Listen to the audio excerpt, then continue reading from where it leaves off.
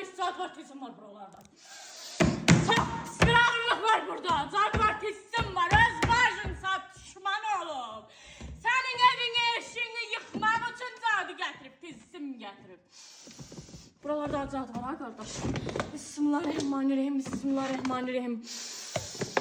Bu ayakkabıların içinde zat var, bıçağıma veriyorum. Bismillahirrahmanirrahim, bismillahirrahmanirrahim. Ay kardeş, senin bacın sağ düşman ol. Bir promo senin hayatından oynayır axı. Bismillahirrahmanirrahim.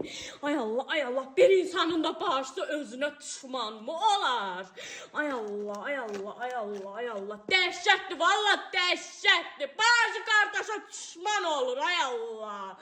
Ay Allah, bacı kardeşin evini yıkmak için zat eləyir, tezsim eləyir. Buna bakın, ay Allah.